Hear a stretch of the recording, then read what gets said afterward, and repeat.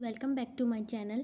आज मैं आपके सामने एक नया वीडियो शेयर करने वाली हूँ, नया टॉपिक शेयर करने वाली हूँ, जो कि उस दिन मैंने बताया था कैनिंग, उसी से रिलेटेड है। वहाँ पे मैंने बताया था कि कैंड फूड को कैसे मतलब कौन कौन से तरीके से उसका स्पॉइलेज हो जाता है, उसके बारे में मैंने बताया था। स्पॉइलेज कैसे हो जाता है कैंड फूड का, microbial spoilage of canned food.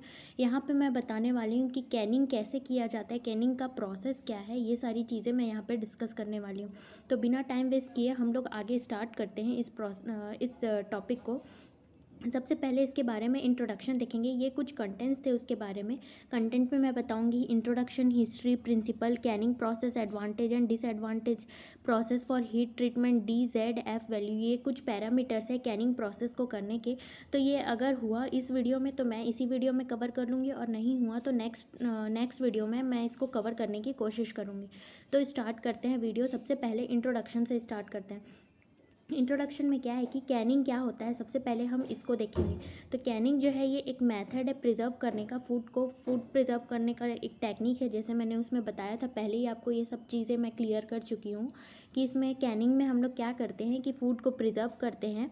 Food को प्रिजर्व करके और पहले उस फूड को प्रोसेस करते हैं। प्रोसेस करके उसको एयर टाइट कंटेनर में सील कर देते हैं, जैसे कि मेटल, ग्लास, थर्मोस्टेबल प्लास्टिक्स और मल्टी लेयर। जैसे कि आपने अपने घर में भी देखा होगा, जार्स जो आते हैं, ग्लास के जार्स, स्टील के जार्स, ये सारे चीज़ों में हम लोग कैन करके मतलब कैंड करके फूड को प्रिजर्व करके रखते हैं, ताकि वो उसकी जो सेल्फ़ लाइफ है वो बढ़ जाए और लंबे टाइम तक उसका जो सेल्फ़ लाइफ है वो इन्हेंस हो जाए। तो वही लिखा हुआ है कि कैनिंग जो है ये इन्हेंस कर देता है, सेल्फ़ लाइफ को बढ़ा देता है 1 to 5 ईयर्स। नॉर्मल जो फूड 1 साल तक या फिर 1 साल 2 साल तक जो कि अच्छी रहेगी, वो उसकी सेल्फ़ लाइफ को बढ़ाकर लंबे टाइम तक कर देता है। यहाँ पे इसका जो बेसिक प्रिंसिपल है कैनिंग का वो है heating. Heating is the principal factor जिससे कि डिस्ट्रॉय करते हैं माइक्रो ऑर्गेनिज्म को और परमानेंट सील करते हैं री इन्फेक्शन को प्रिवेंट करने के लिए। देन हम आते हैं इसकी हिस्ट्री पे।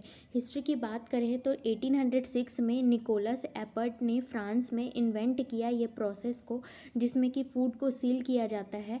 फ़ूड को सील किया गया था हर्मेटिकली इन कंटेनर्स में, और स्टरलाइज किया गया उसको हीटिंग से।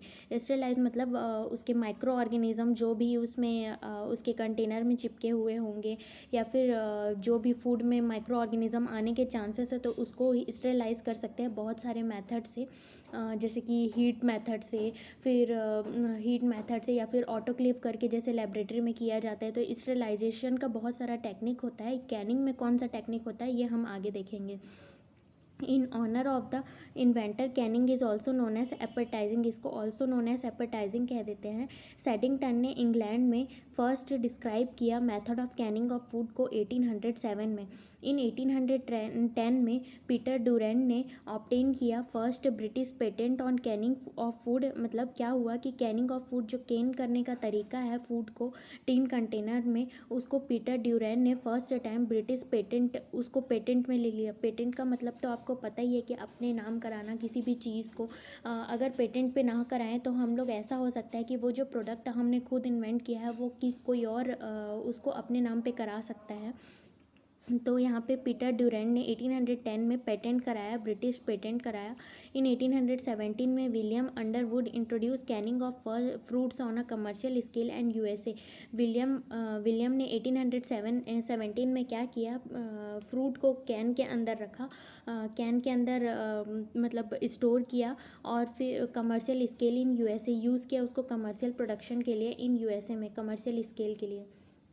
नेक्स्ट है प्रिंसिपल। प्रिंसिपल जैसे मैंने बताया कि हीटिंग जो है इसका मेन प्रिंसिपल है। हीटिंग के थ्रू ही हम लोग क्या कर सकते हैं, डिस्ट्रॉय कर सकते हैं माइक्रो ऑर्गेनिज्म को। माइक्रो ऑर्गेनिज्म जो कि एंजाइम्स प्रोड्यूस करता है, उसके एंजाइम्स को इनएक्टिवेट कर सकते हैं। ऑक्सीजन ड्रिवन आउट, वैक्यूम को formed upon cooling prevent recontamination. Vacuum जो है बन जाता है अपॉन कूलिंग के टाइम पे, जो कि प्रिवेंट करता है रिकंटामिनेशन से बचाता है।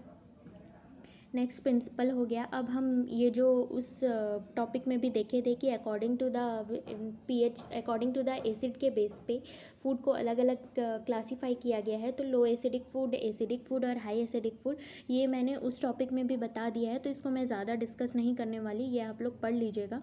और अगर आपको इसको देखना है तो वो वाली वीडियो में मैंने अच्छे से बताया, उसको आप देख सकते हैं। नेक्स्ट आगे बढ़ते हैं, कैनिंग प्रोसेस को डिस्कस करते हैं। कैनिंग प्रोसेस क्या होता है? तो कैनिंग प्रोसेस क्या होता है कि सबसे पहले इन कैन का जो कैनिंग का प्रोसेस होता है वो हर चीज़ के लिए अलग अलग होता है, लेकिन कुछ जो ऑपरेशंस होते हैं वो कॉमन होते हैं हर कैंड फूड्स के लिए। जैसे कि यहाँ पे लिखा हुआ है, the detail of canning process vary with the nature of food के ऊपर डिपेंड करता है, लेकिन there are certain important features, important operation जो कि कॉमन होते हैं हर कैंड फूड के लिए। सबसे पहला इसमें स्टेप है क्लीनिंग करते हैं सबसे पहले। तो क्लीनिंग में क्या करते हैं, जो the first step is through cleaning of the raw material of the food. सबसे पहले आपको पता है कि अब हमको कैनिंग किसको करना है, फूड मटेरियल को ही कैन करना है। तो फूड मटेरियल को कैन करना है तो हम लोग क्या करते हैं, यहाँ पे रॉ मटेरियल को प्रिजर्व करने के लिए सबसे पहले उसको क्लीन किया जाता है। लार्ज स्केल में क्लीन करने के लिए वेरियस काइंड ऑफ वॉशर्स का यूज़ किया जाता है, जैसे कि high pressure spray, strong flowing streams of water while passing along a moving belt. ये सारी चीज़ें जो है क्लीनिंग करने के लिए, प्रिजर्व करने के लिए, रॉ मटेरियल को, रॉ फूड को क्लीन करने के लिए ये सारी चीज़ें यूज़ की जाती है।